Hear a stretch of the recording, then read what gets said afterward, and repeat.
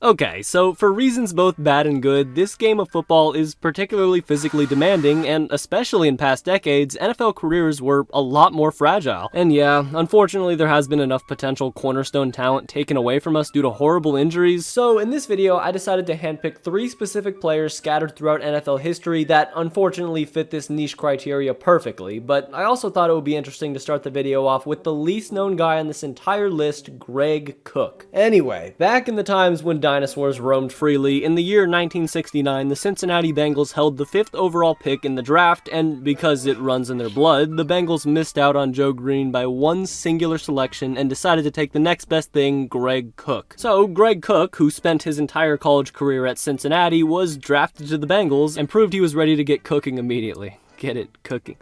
I'm so sorry. As back in those days, rookies very rarely got the starting job out of the gate because they often looked inexperienced. But Greg Cook does not follow the rules, as he easily beat out Sam Wyche in training camp and was named the Week 1 starter. Except there was one issue. The Bengals were in their second year of existence, so the talent on the team was your local electrician and a few bench guys scrapped away from other teams. But even with that statement being completely true, the Bengals, still in their infant stage, had some of the most legendary coaches ever on their staff, most notably head coach Paul Brown and wide receivers coach Bill Walsh. But we'll get more into them in a second. For now, we jump to week 1 of the 1969 NFL season, where the top quarterback in the draft got down to business right away, as in his first game ever, Greg Cook had a very solid debut, going 11 for 21 while throwing for 155 yards and 2 touchdowns and 2 picks. And you might think that's not anything special, but remember that this was a different era, and for reference on what quarterbacks' debuts usually looked like, Hall of Famer Terry Bradshaw, the number 1 pick in the next draft, had a debut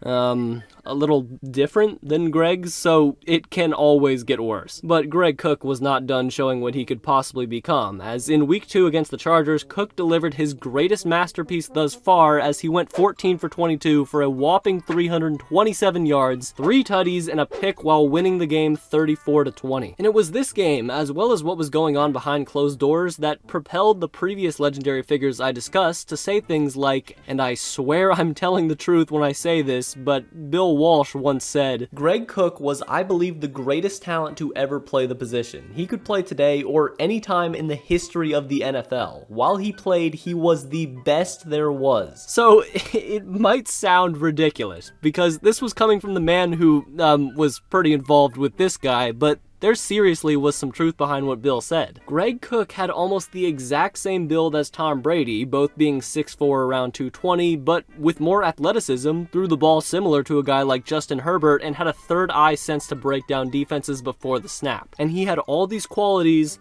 2 games into his career. So maybe after I told you that, Bill Walsh saying Greg Cook was the best he'd ever seen after only 1 year with him doesn't sound as outlandish. But disastrously for Greg Cook's career, out of every conceivable course his career could have gone, the worst possible path was chosen, as in a week 3 game against the Chiefs, Cook was sacked, and on what looked like nothing more than a normal quarterback hit, he suffered a torn rotator cuff in his throwing shoulder. Now, we've seen several players in recent years, like Alshon Jeffrey and Drew Brees, play through torn rotator cuffs, and even a good Samaritan like Ben Roethlisberger fully recover from the injury in his throwing shoulder. But back in the 1960s, especially for football players, medical technology was severely underdeveloped. So instead of just taking time to nurse Cook's injury back to health, the doctors basically went to Greg and decided, you know, we could fix your shoulder, or we could inject your body with a ton of drugs to try and ease the pain, and you'll be good to play on Sundays, hopefully. So for the remainder of his rookie season, Greg Cook played on a torn rotator cuff in his throwing shoulder, and by the end of the season, the injury ultimately became career-ending. Cook played 1 more game for the Bengals in the 1973 season 4 years after the injury, and he only completed 1 singular pass, and that was it for Greg Cook.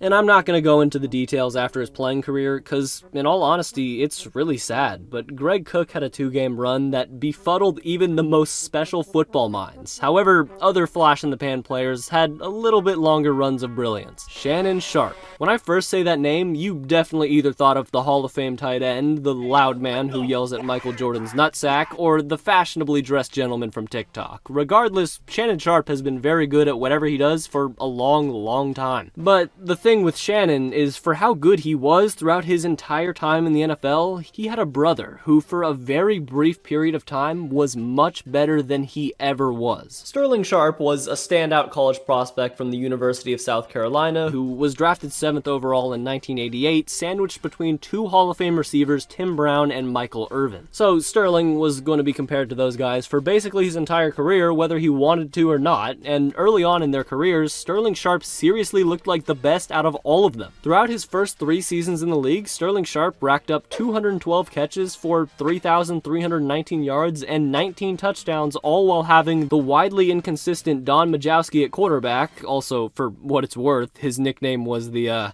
Magic Man.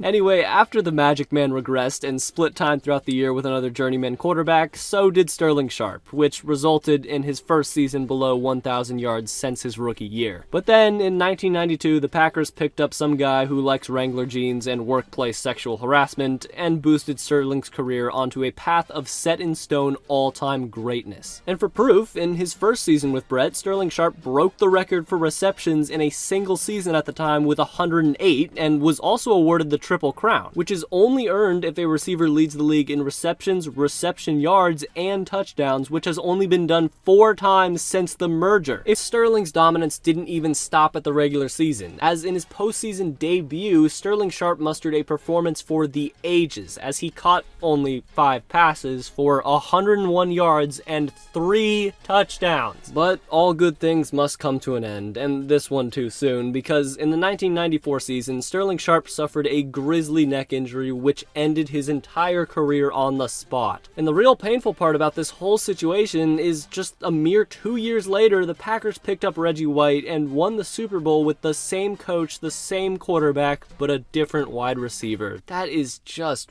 ruthless. But at the very least, you can say that we probably got to see Sterling Sharpe at his absolute peak, and only a few years of his prime were probably taken away from us, whereas others weren't so lucky. So Billy Sims was drafted in the 1980 NFL Draft, and was even selected 1st overall by the place where all-time great talents get sucked dry and then discarded to the side in Detroit. Regardless, Sims joined a Lions team that had an above-average season for their standards, so with Sims as one of the only additions to the team in 1980, he led the Lions to a 9-7 record, their best record in a decade. And for the first 4 years of his career, everything was going pretty well for Billy Sims, as he had multiple 1,000-yard seasons to match 3 Pro Bowl selections, and even more importantly, the Lions were pretty good for every year Billy played for them. However, the very thing that made Sims one of the best running backs in the entire league would also be part of his undoing, because Billy was a bruising runner who played with a ton of passion, and unlike the other number 20 who did a lot of dancing around and often defied the normal mold of running backs, Billy just plain ran over dudes and used his strength to his advantage, and sometimes feet. Yeah, he literally kicked a dude while using the other as a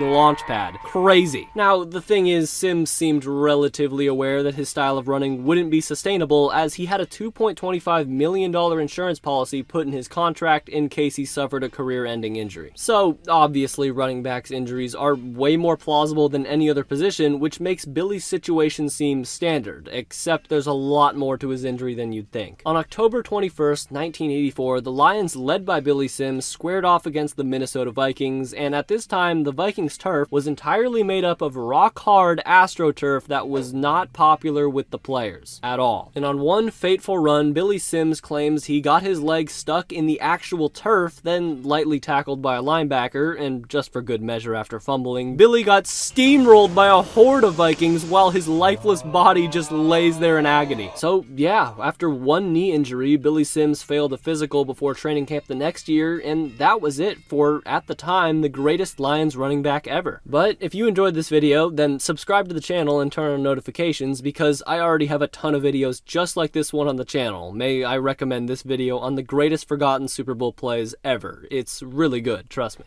Anyways, until next time.